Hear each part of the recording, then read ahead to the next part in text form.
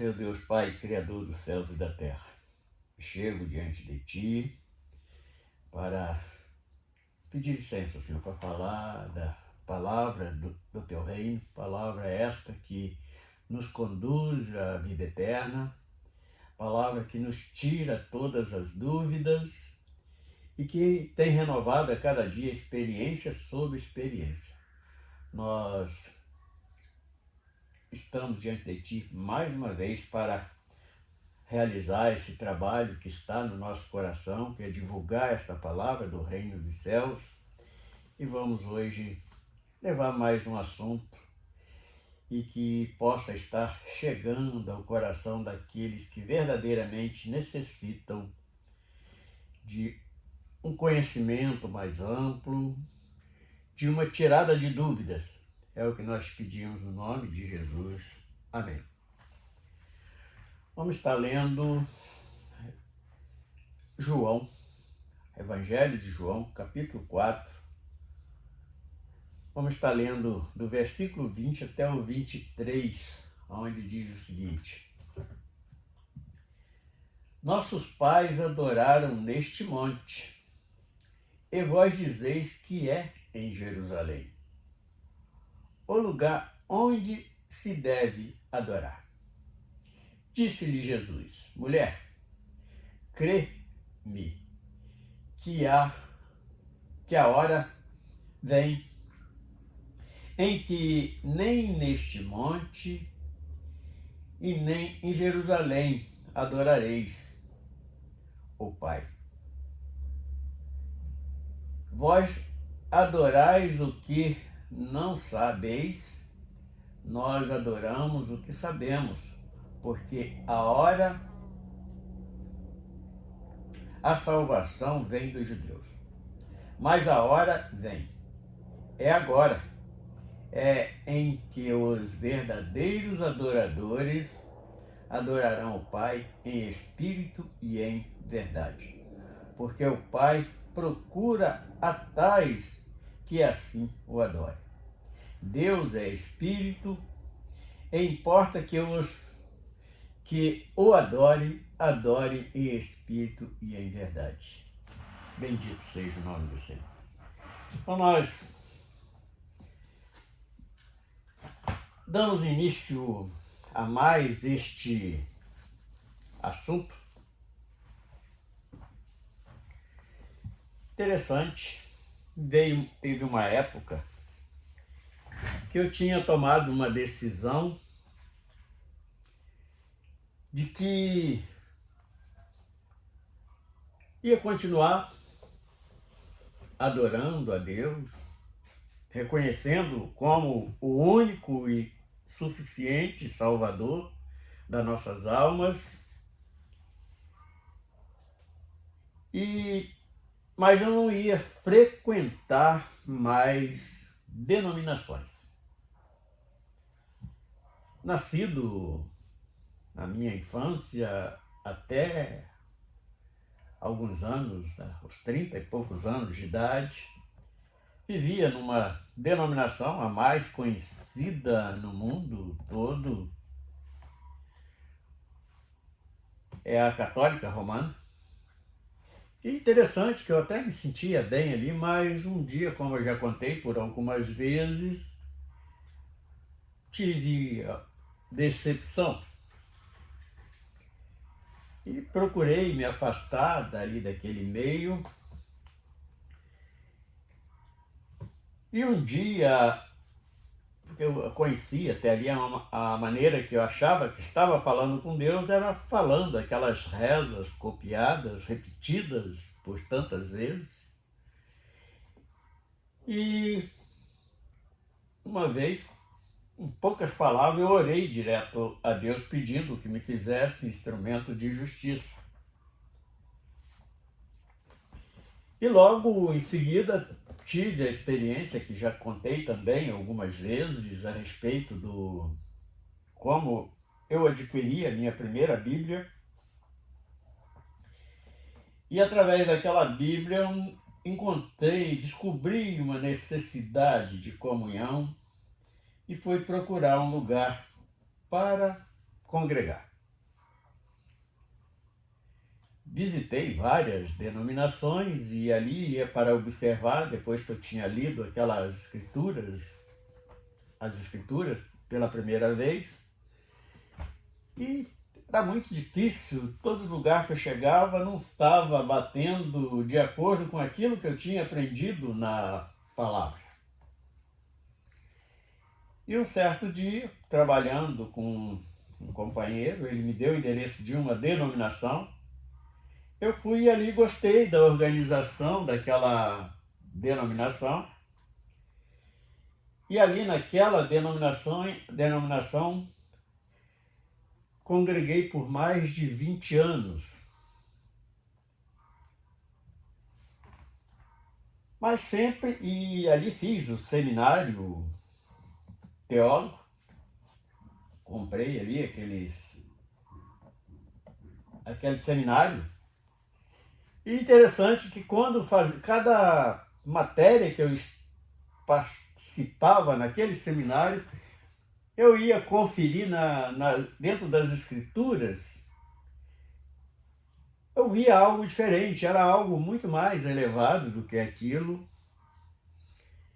E aí eu tomei uma decisão de procurar saber da onde eu estava saindo, que era do catolicismo, e para onde eu estava indo, que eram as igrejas conhecidas como igreja crente. E ali eu fui me aperfeiçoando, descobrindo coisas que verdadeiramente a Bíblia não diz, que eles ensinavam ali como doutrina fundamentada naquela denominação. E cheguei um tempo que o próprio Senhor, em uma noite orando, o Senhor manda que eu saísse daquela denominação. E saí. Abrimos uma denominação também, mas por questão de vida, de saúde, eu tive que parar. E agora, depois de tanto tempo depois, eu vi que aquele pensamento que eu estava tendo de não congregar, em ser dependente de nenhuma denominação, eu não estava errado, porque nessa palavra de hoje eu tenho uma resposta bem clara, que para adorar não dependo de denominação, para minha salvação não dependo de denominação, e para minha caminhada também eu não dependo de denominação. Eu dependo sim da palavra de Deus, de Cristo para me redimir dos meus pecados. Para ser perdoado eu dependo de Cristo apenas. E por que então o homem deve se sujeitar a dogmas e muitas das vezes heresias que cada vez vai só confundindo mais o entendimento da caminhada, confundindo cada vez mais o viver em Cristo. Vejo muitos substituindo a palavra das Escrituras por revelações. E quando chego no livro de Apocalipse, encontro com o próprio Senhor Jesus mandando que saia dessa confusão, saia da Babilônia. E este texto, ele vem me esclarecendo muita coisa importante. Interessante que, mesmo neste mesmo capítulo de João 4, por exemplo, João 14, 17, 15, 26, fala da adoração, os verdadeiros, que Deus confirma que ele procura tais adoradores que adorem em espírito e em verdade. E esta conversa que Jesus teve com esta mulher samaritana, ela esclarece algo. Aí alguém poderia dizer assim: você é contra a denominação? Olha, se estiver fazendo aquilo que verdadeiramente as Escrituras Sagradas mandam fazer, eu não sou contra, não. Mas quando é algo que é ali apenas uma organização interesseira, corruptora, mentirosa, eu sou contra, sim. Porque o verdadeiro papel das organizações conhecidas como igreja é fazer aquilo que o próprio Jesus mandou seus discípulos fizessem. Que curasse enfermidade, que expulsasse demônio, e com homens capacitados para ensinar. Não é pessoas que ficam inventando coisas da sua cabeça para estar escravizando alguém. Então, neste ponto, eu sou contra a denominação, sim. Aí, por muitos anos, eu vejo falar que a igreja é fiel, a igreja é infiel. Aí a gente procura qual a igreja que é fiel. Aonde está esta igreja fiel? É a denominação A ou B? Desculpe. Quando a gente pesquisa, analisa tudo, a gente vai descobrir que não é a denominação. Quando Jesus fala ali com os discípulos que ele em 3 dias erguia uma igreja muito maior do que aquele templo que eles estavam mostrando para ele em Jerusalém, aonde os fariseus, os próprios judeus não entenderam bem, eu descobri que através disso a igreja verdadeira é aquela que está fundamentada em Cristo, sem dogmas e sem heresias, vivendo a verdadeira doutrina, quer dizer, o verdadeiro ensinamento do reino dos céus. Então, o que seria o papel das denominações hoje conhecido como igreja?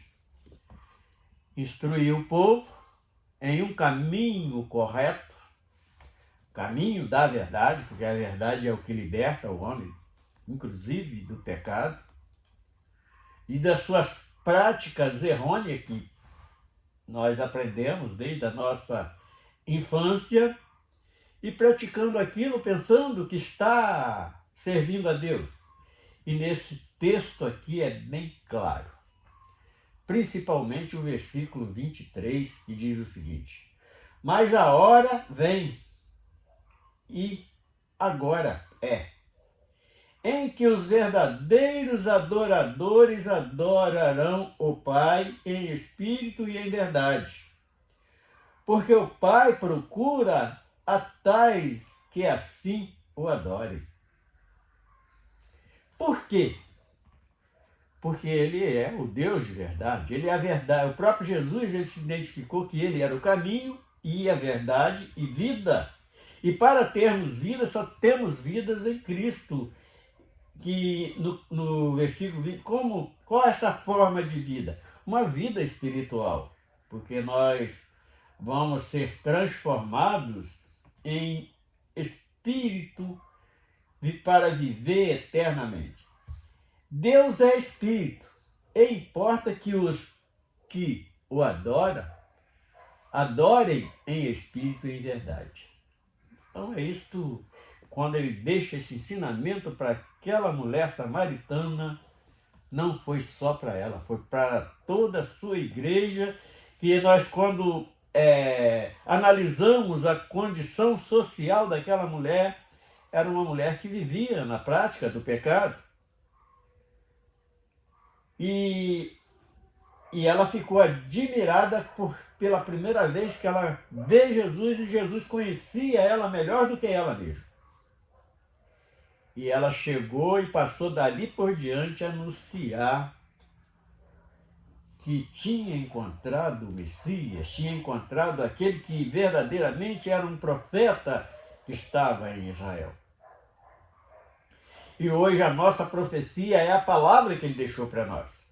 Então não preciso de sonho de ninguém. Alguém comeu lá um mocotó, uma feijoada, encheu a barriga, sonhou e depois começa a entregar como revelação, como profecia. Não. A profecia necessária para nossas vidas é as Escrituras Sagradas. Nós não precisamos nada mais, nada menos, nada mais do que isso. Agora vamos voltar ao versículo 20, que foi o primeiro que nós lemos hoje. Nossos pais, aí é a conversa daquela mulher. Ela diz assim: nossos pais adoraram neste monte, e vós dizeis que é em Jerusalém o lugar onde se deve adorar? Aí Jesus responde para ela o seguinte: disse-lhe Jesus: mulher, crê-me que a hora vem em que nem neste monte, nem em Jerusalém adorareis o Pai. Então chegou ali este verso 21. Ele responde e dá a resposta daquela ideia que eu tinha de não depender de denominação para a minha salvação. E para que eles escravize alguém, ele diz que aquele que se isola peca. Eu não sei, até hoje eu não encontrei este versículo na Bíblia. Sei que anunciaram tantas vezes para mim este versículo, que eu nunca li ele. E eu li a Bíblia umas 3 vezes, de Gênesis, Apocalipse. Não me lembro se encontrasse esse versículo e quem se isola peca. Vejo que é mais uma artimanha de manipulação para poder enganar, porque a verdadeira palavra saiu da boca de Cristo para nos orientar o que devemos fazer, como devemos agir, e nós temos que ter esta decisão, esta definição nas nossas vidas. Aí vem o 22.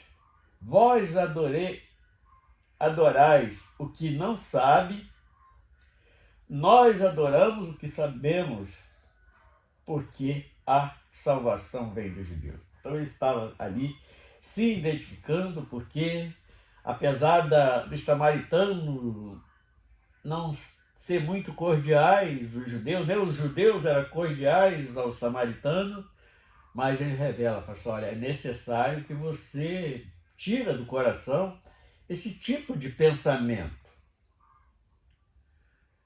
Porque quando nós vemos o retrato de Israel, que é aquele povo briguento que fica brigando por terra, por tudo, jogando bomba aqui, jogando bomba ali. Mas nós descobrimos que há dois povos. É aquele povo da promessa, e a Israel política, que vai acabar brigando, guerreando e nunca vão se render à salvação. Então tem esses dois tipos de Israel. E esta é a nossa meditação de hoje, a nossa mensagem para cada um, com sinceridade, passar a adorar o Senhor. Tem necessidade de comunhão? Sim, tem. Mas não precisa de grande número para você, para mim, para você cultuar a Deus. Porque o próprio Jesus, que falou isso para esta mulher samaritana, ele disse que aonde tem 2 ou 3 reunidos em nome dele, ele está ali. Então pode reunir eu, minha esposa, eu e mais uns irmãos. Então passamos a cultuarmos, a prestar os nossos cultos de adoração sem grandes números, é em sinceridade, é em espírito e é em verdade. Então a nossa postura precisa ser esta. é em espírito e em verdade. Então eu não preciso de mercenário nenhum para estar me manipulando, porque tem o Espírito Santo que está sempre nos dando todas as diretrizes como devemos nos comportar. Quando nós testemunhamos que somos igreja de Cristo, somos corpo de Cristo, nós matamos a nossa natureza velha e renascemos com uma natureza nova, a natureza de Cristo. Então, ele tem que dar testemunho de Cristo vivo na sua vida. Aonde estiver, que o brilho do Espírito Santo possa estar irradiando em nossa face. Não precisamos de estar de paletó e gravata, não precisamos de estar com uma Bíblia debaixo do braço. O que nós precisamos é de refletir a presença do Espírito Santo nas nossas vidas. E quando os demais conseguem nos enxergar assim, podemos nos dar como vencedores. Agora vamos mais adiante para meditar um pouquinho no que eu citei, João 14, 17, que vai completar este... É João 14, 17. Diz o seguinte: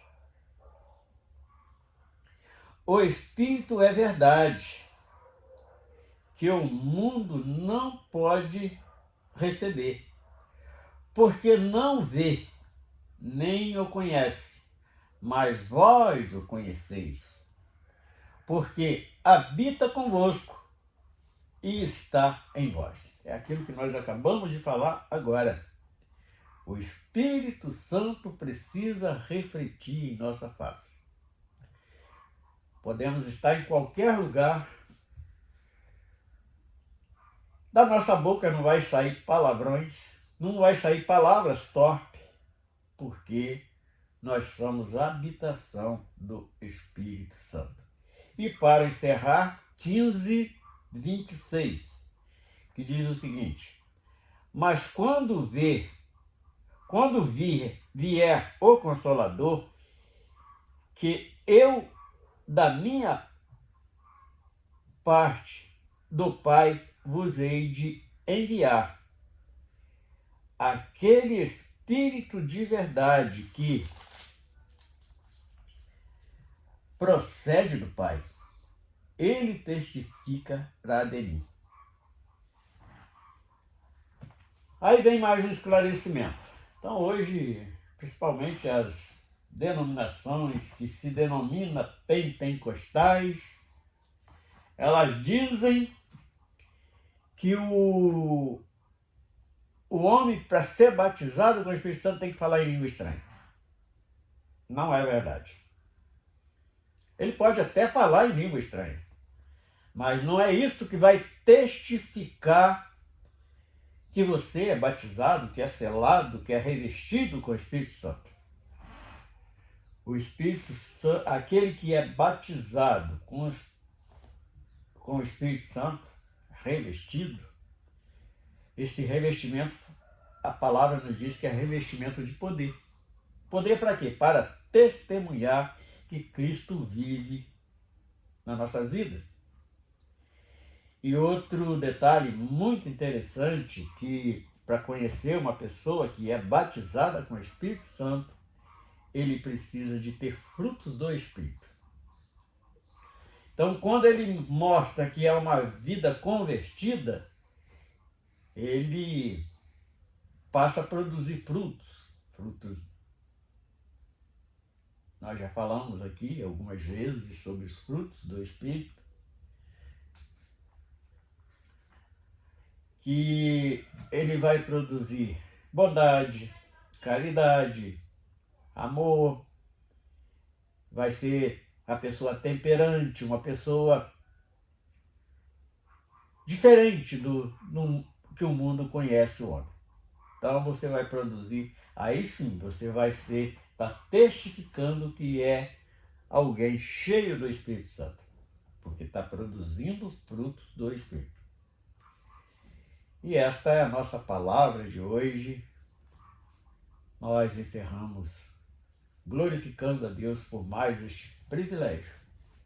Senhor Deus, nós glorificamos o Teu santo nome, nós Te bendizemos pela grandeza, pelas maravilhas que tem nos concedido a todo tempo. Nós Te adoramos, Senhor, pela grandeza da Sua santidade, por habitar nos nossos corações e nos dar a condição de falar desta tão grande maravilha que é a vida espiritual, que foi moldada por Ti, e hoje nós podemos estarmos a cada momento testemunhando que vivemos em Cristo. Em nome do Senhor Jesus. Para completar, tenho proposto no meu coração de gravar dia sim, dia não. Mas esses dias tem faltado energia completamente, a internet caiu, estava difícil para realizar esse trabalho. E hoje, em nome de Jesus, nós estamos realizando mais esta gravação, que possa chegar no coração de todos aqueles que necessitam. Amém.